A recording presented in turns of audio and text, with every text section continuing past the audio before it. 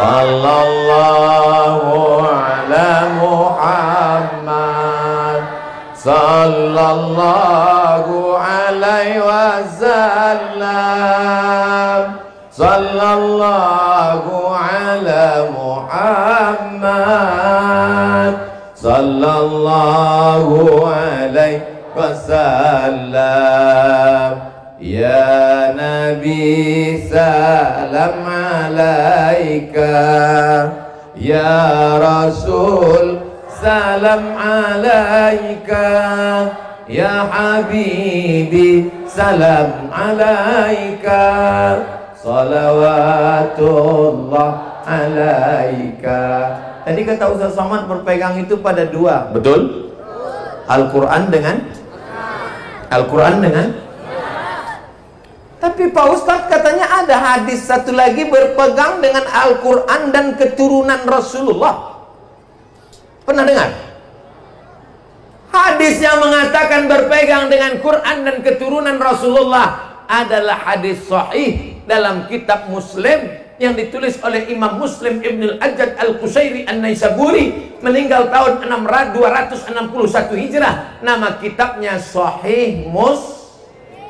Paling atas Sahih Bukhari, di bawah Sahih Bukhari Sahih Muslim. Kata dia berpegang dengan dua, dengan Quran dan dengan keturunan Rasulullah sallallahu alaihi wasallam. Apakah bertentangan antara hadis yang mengatakan dengan Quran dan sunnah, yang satu lagi mengatakan Quran dengan keturunan Rasulullah? Tidak bertentangan. Mengapa disebut dengan keturunan Rasulullah? Karena keturunan Rasulullah itu orang-orang yang berpegang teguh dengan sunnah. Nih, keturunan-keturunan Rasulullah berpegang teguh dengan sunnah. Dari ujung rambutnya sampai ke ujung kakinya ikut sunnah. Di atas pakai sorban. Tengok. Kenapa Ustaz tak pakai sorban? Ada sorban saya di rumah. Saya coba depan cermin, pas saya pakai, hilang hidung.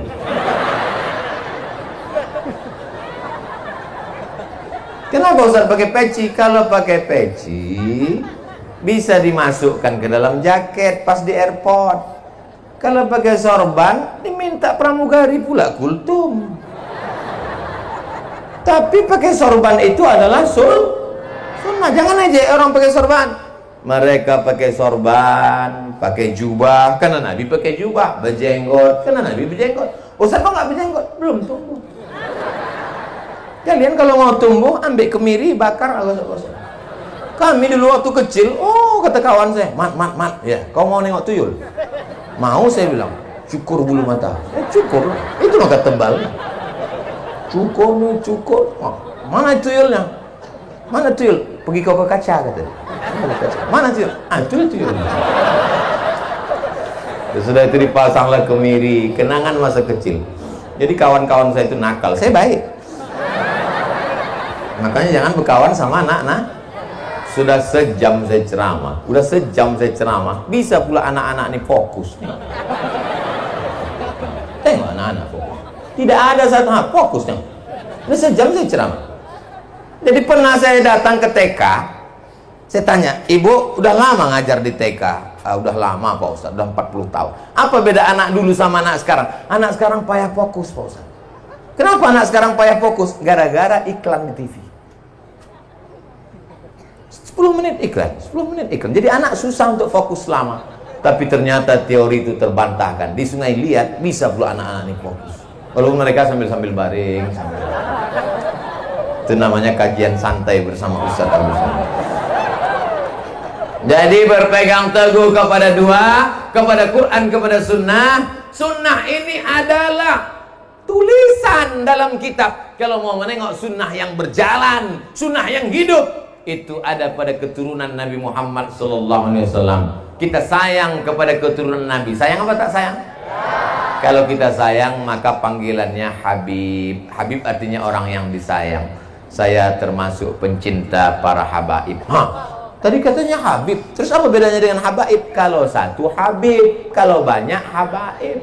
Kalau satu masjid, kalau banyak masajid.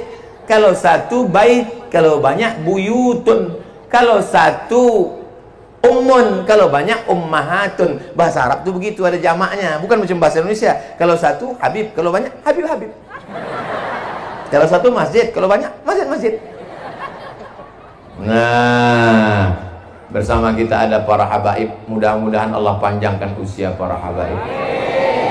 Kalau panjang umur mereka, dibimbingnya kita pengajian, dibimbingnya kita maulid, dibimbingnya kita khutbah, dibimbingnya kita berilmu. Sebetulnya secara adab tak boleh membelakangi habaib. Ini saya ini udah salah adab ini.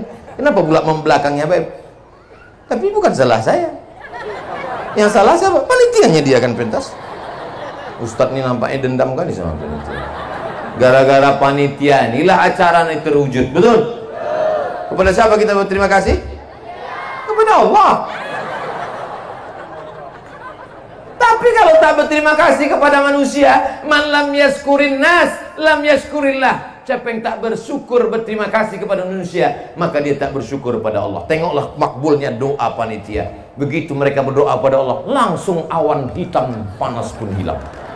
Luar biasa memang. Orang-orang teraniaya ini memang makbul doanya. Di mana-mana yang namanya Ustadz Somad itu kalau ceramah biasanya baleho dipasang. Tapi di Sungai Liat ini baleho tidak hanya dipasang ini, sampai jadi terpal menampung air hujan ini. Jadi kalau mau nengok gambar Ustadz Somad pasang ini.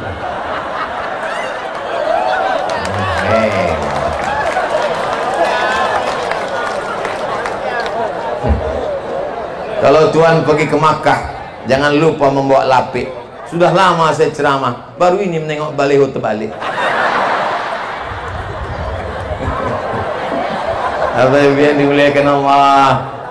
Nanti kalau balik dari sini jangan yang diingat cuman pantunnya aja.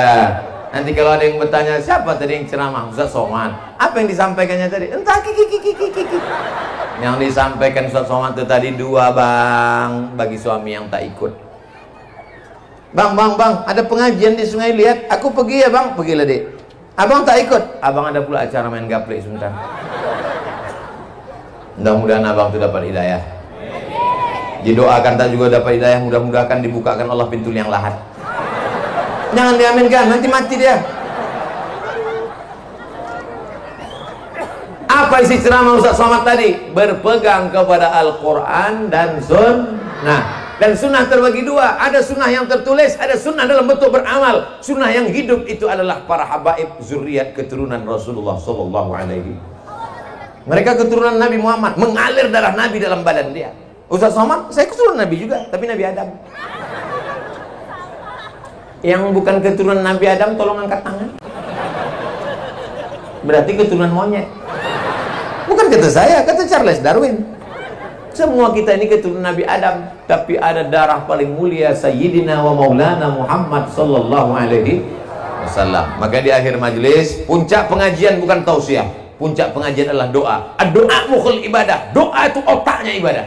Maka kita aminkan doa yang dipimpin oleh Habib kita, sebagaimana cinta kita bersama beliau di Sungai Liat membuat kita bersama dengan kakek mereka Sayyidina wa Maulana Muhammad sallallahu alaihi wasallam.